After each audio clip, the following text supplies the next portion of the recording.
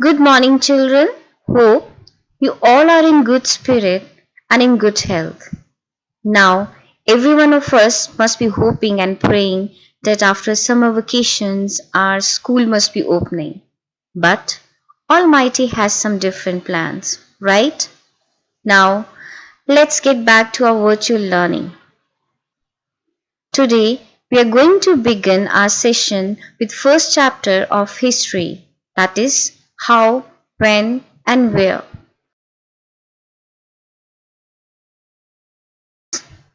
How, when, and where. These are the primary words that are associated with history or any past event. For example, how did that happen? Where did that happen? And where it happened.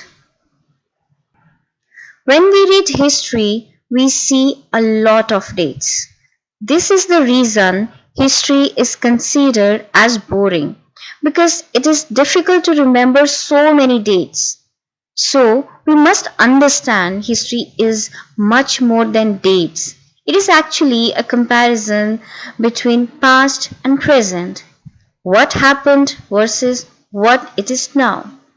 And when we are curious enough to do the comparison, only then we start to find history interesting. And when we are curious, we ask questions, and sometimes these are actually historical questions.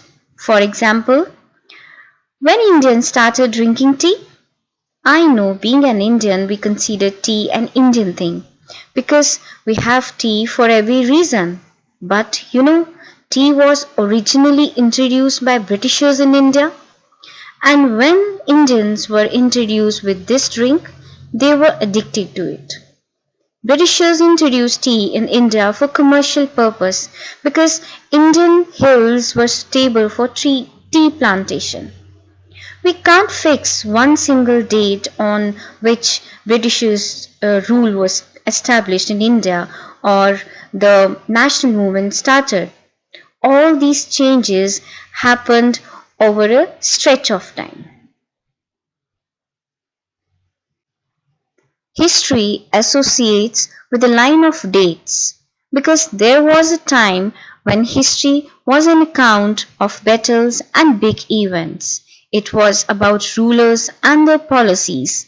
Historians wrote about the year a king was crowned, the year he married, the year he had a child, the year he fought a particular war, the year he died, and the year the next ruler succeeded to the throne.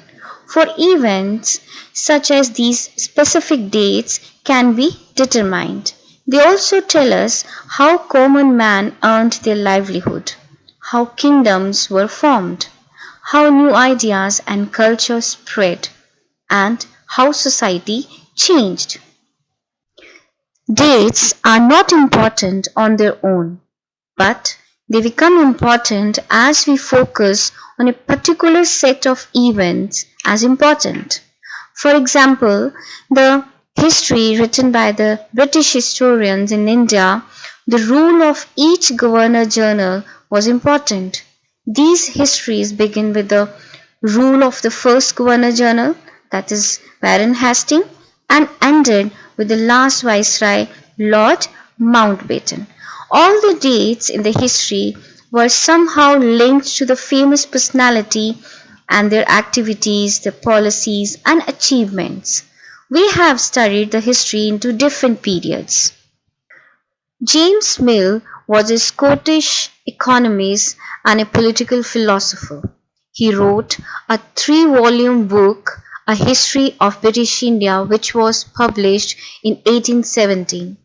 In this book, Mill divided Indian history into 3 periods: Hindu, Muslim, and British. Mill believed that all Asian societies were at a lower level of civilization than European. According to Mill, before the British rule, Hindu and Muslim despots ruled the country. All that time, societies were dominated by religious intolerance, caste taboos, and superstitious practices. All this period before British rule was there were of darkness. Mill thought that only the British rule could civilize India.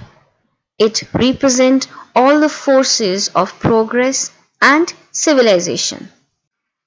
Moving away from British classification, sometimes historians have divided Indian history into ancient, medieval, and modern periods. This division too has many problems. This periodization is borrowed from the West. Medieval period was a time when the features of modern society did not exist. In modern period, all the forces of modernity, that is, science, reason, democracy, liberty, and equality, have developed. But under the British rule, Indians did not have equality, freedom, or liberty, nor it was a period of economic growth or progress. Thus, many historians refers to this period as colonial.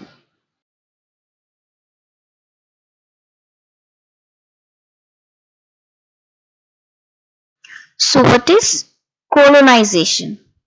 It is a process in which one country gains control over another country and thus bring changes in its political, economical, social, and cultural fields. British came to India and established their rule by defeating local Nawabs and Rajas. The Britishers established their control over the economy and society. They started collecting revenues to meet all their expenses. They produced the commercial crops which they needed for exports. Historians use different sources in writing about the last 250 years of Indian history. One such important source is the official records of the British administration. Every instruction, plan, policy decision, agreement of British administration were clearly written up. The Britishers believed that the act of writing is very necessary. It means preserving records of everything. Thus, all these documents were carefully written and preserved. To preserve the documents, they set up record rooms like the village Tehsildar office. Tehsildar office is he's the one person who is responsible of collecting taxes from a tehsil. They also preserve specialized institutions like archives and museums to preserve important documents. Here archives means a place where a collection of historical documents or records of government etc. are stored.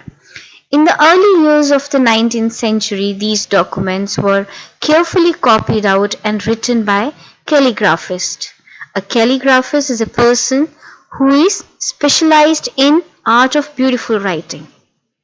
But these official records only tell us what the official thought and what they wish to be preserved for the future. Official records do not tell us what other people in the country felt and what lay behind their actions. The British believed that a country had to be known thoroughly before it could be administered. Thus, detailed surveys were being conducted by them in the early 19th century. Revenue surveys were conducted in the villages to know the topography, which means the natural and the man-made physical features like the soil quality, the flora, the fauna, the local histories, and the cropping patterns. All these were necessary to know the method of administration for that region. Another way of doing survey is census. A population census is a process of collecting, compiling, analyzing demographic, social, cultural, and economic data relating to all the person in the country at a particular time to a 10 years interval. India is one of the very few countries in the world which has a proud history of holding census after every 10 years. The Indian census has a long history behind it. The earliest literature, Rig Veda, reveals that some kind of population count was maintained during 800 and 600 BC. Even during the reign of King Akbar, the administrative report Ani Akbari included data related to population, industry, wealth, and many other characteristics. But a systematic and a modern population census was conducted in year 1872 under British Viceroy Lord Mayo, which is popularly labeled as the first population census of India. It has been conducted 15 times as of 2011, and the next census will be conducted in year 2021. There are many other sources also which include diaries of different people, accounts of pilgrims and travelers, autobiographies of important personalities, popular booklets, newspapers, etc. All these sources were produced by literate persons. But from this, we will not be able to understand how history was experienced and lived by tribals and the peasants. Now look at this flow chart. Through this flow chart, you understand better how things related to each other. As in the 18th century, India became a British colony, and the Britishers felt the need to record everything and every document, and they preserved these official documents in archives and museums. As Britishers believed that a country had to be known thoroughly before it could be administered, thus they conducted many detailed surveys. But these official records only tell us what Britishers wish to be preserved for the future. But local books, diaries, and poems are those sources by which we know more about this colonial period.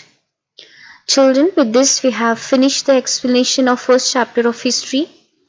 Read the chapter from the PDF file or from your textbooks.